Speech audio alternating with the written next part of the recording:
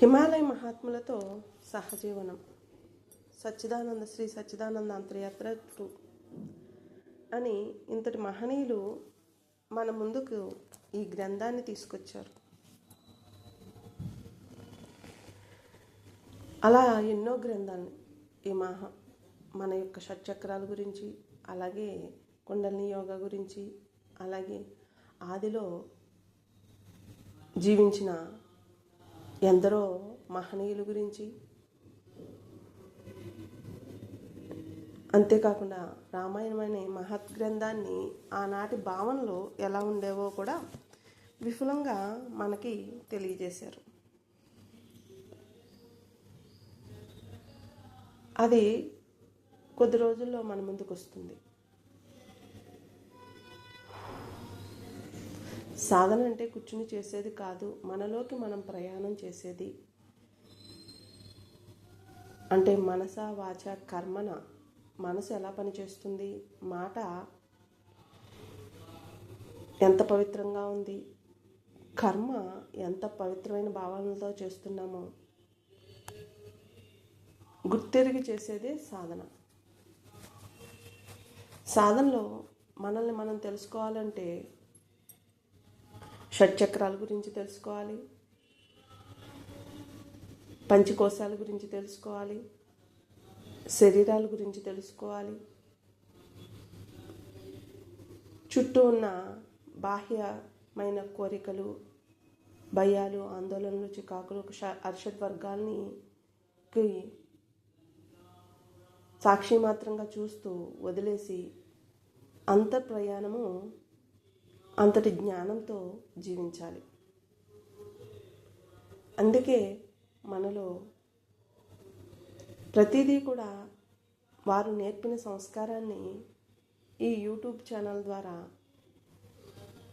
హిమాలయ మహాత్ములు అంటే సూక్ష్మ శరీరాలతో వస్తారు, కారణ శరీరాలతో వస్తారు. మహాకారణ శరీరాన్ని తీసుకుని మన ముందుకు వచ్చి నిరంతరము బోధ చేస్తూ ఉంటారు.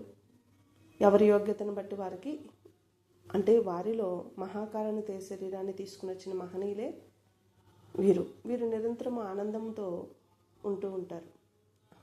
మన దృష్టితో ఎదుటివారిని చూడాలి అంటే మనం కూడా అంతటి సాధన చేస్తూ మనసుని స్వచ్ఛతా శరణాగతితో ఉంచుకుంటేనే ఎదుటివారు ఏంటా, వారు చెప్పింది వేదంగా భావిస్తూ నిరంతరము వారి యొక్క మార్గాన్ని అనుసరించగలుగుతాం. హిమాలయ మహాత్ముల సహజీవనం అని వారందరితో సహజీవనం చేశారు కాబట్టే మన ముందు వీరు ఎంతో జ్ఞానాన్ని మనకు అందించగలుగుతున్నారు. మన మనసు ఎంత స్వచ్ఛతా శరణాగతితో మన జీవన విధానం, మన మనసు ఉందో అప్పుడు వారు చెప్పినవి వేదంగా మనకి అంతరంగంలో గోచరిస్తూ నిరంతరం చింతన చేస్తూ మనలో ఉన్న షట్చక్రాల నుంచి, అంటే మూలాధారం, స్వాధిష్టానం, అవి మైథునములో ఆహారపు కోరికలతో నిండిపోయి ఉంటాయి. అహంకారంతో, అంటే మూలాధారం, స్వాధిష్టానం, మణిపూరకం, అది నిమ్నాత్మలు యొక్క ప్రవృత్తి అలా ఉంటుంది. ఆత్మలు నిమ్నాత్మలు, పరిపూర్ణాత్మలు ఉంటాయి, అలా యోగ్యత గల ఆత్మలు ఉంటాయి. అలాగా అంటే మన ఇంట్లో చిన్న పెద్ద ముదుసలి యుక్త వయసు గలవారు ఎలా ఉంటారో అలాగే ఆత్మలు కూడా ఉంటాయి. వారి వారి పనిని చేసుకోవడానికి భూమి మీదకి వస్తూ వారు ఆ పనిని చేసుకుంటూ, పనిని దైవంగా, ప్రేమను దైవంగా భావించి, పెద్దలు చెప్పిందే వేదంగా భావించి, పెద్దలు చెప్పిన మాట సద్దన్నం మూటగా ఔషధంగా తీసుకుని వారి జీవన విధానం అలా జీవిస్తూ అలా హిమాలయ మహాత్ముల వద్దకు, నిగూఢ గుహల్లో ఉన్న మహాత్ముల వద్దకు చేరారు.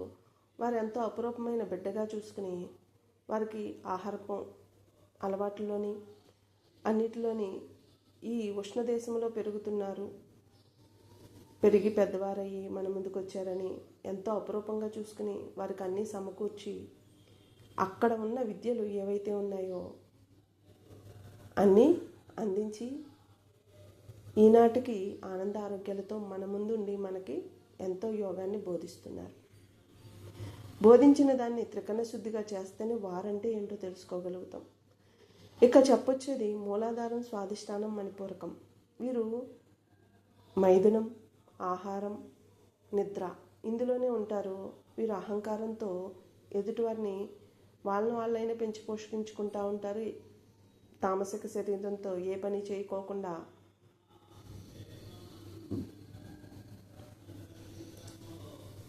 అలాగే అనాహతం, విశుద్ధం, మమకారం, ఎదుటివారు బాగుండాలి, ఎదుటివారిని ప్రేమిస్తూ ఏదో కొంత, అంటే అవి ఏమేమి శరీరాలు? స్వాధిష్టానం, మూలాధారం, స్వాధిష్టానం, మణిపూరకం, స్థూల శరీరం, సూక్ష్మ శరీరం కి చెందినవి. ఈ కింద 3 వాటిలో ఉన్నప్పుడు స్థూల శరీరంలో ఉంటాము. అనాహతం, విశుద్ధం వచ్చేసరికి సూక్ష్మ శరీరం, అంటే మనసు పనిచేస్తూ ఉంటుంది. ఎదుటివారు మనల్ని ప్రేమించకపోయినా ఆలోచిస్తాము, ఎదుటివారు మనకు అనుకూలంగా మాట్లాడకపోయినా ఆలోచిస్తాం. ముందు కింద ఉన్న 3 శరీరాల వారు అహంకారంతో ఉన్నవారు ఏది ఆలోచించరు.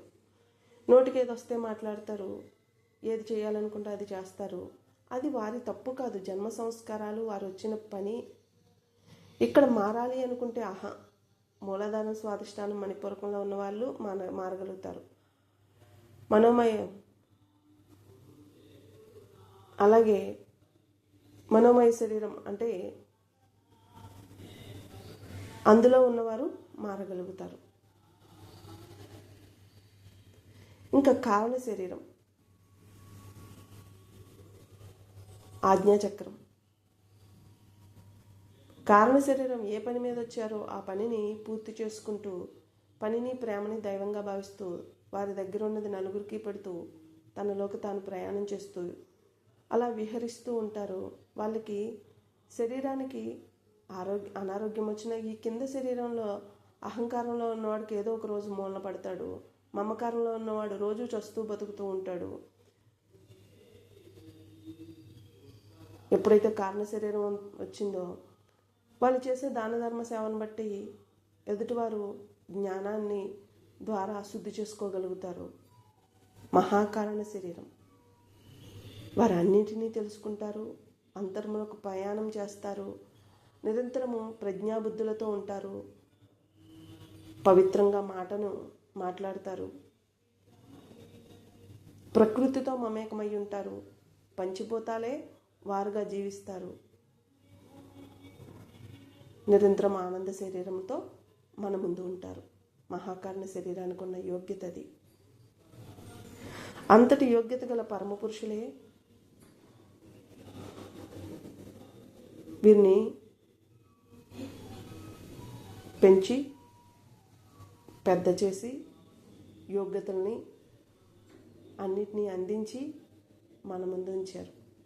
మరి వీరిలో కూడా ఆ ఆనందం అలాగే మహాకారణ శరీరం గల వ్యక్తులే కదా.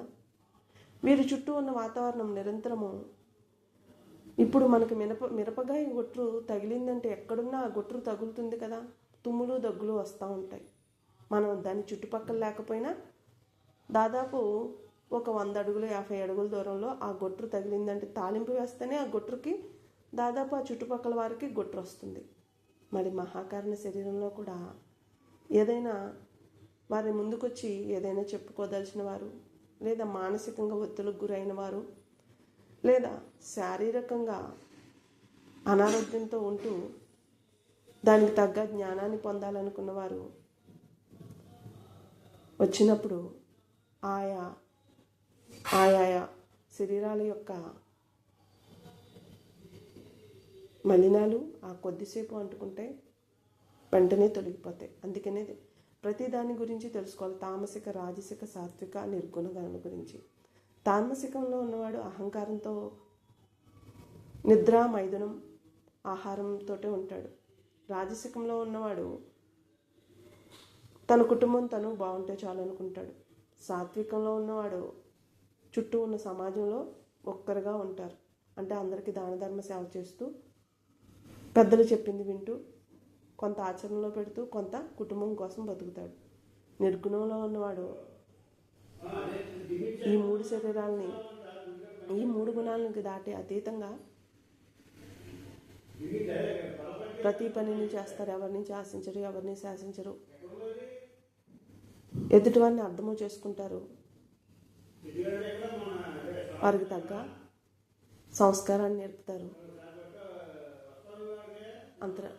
ఇది అన్నీ అర్థం అవ్వాలంటే మొత్తం అన్నీ వింటే తప్ప యూట్యూబ్లో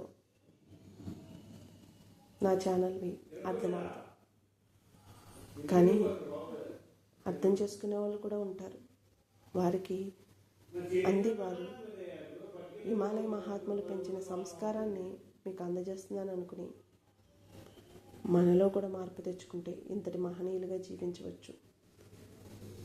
వీరికి శరీరానికి అనారోగ్యము అనేది అంటిందంటే చుట్టూ ఉన్న వాతావరణ పరిస్థితులు, మాట తీరు, ఆలోచన తీరు ఆ కొద్దిసేపు పనిచేస్తాయి. మళ్ళీ వారు నిరంతరము సాధన చేసుకుంటూ ఉంటారు. వెంటనే బయటపడతా ఉంటారు. ఇంతటి వారిని మన దృష్టితో చూడటం కాదు, వారిలాగా మనం జీవిస్తే వారంటే ఏంటో తెలుస్తుంది. ఆనందంగా, ఆరోగ్యంగా తరిస్తాము. ప్రకృతితో, పరమాత్మతో మమేకమై ఉంటాము. ప్రశాంతమైన మనసుని కలిగి ఉంటాము. హరి ఓం తత్సత్.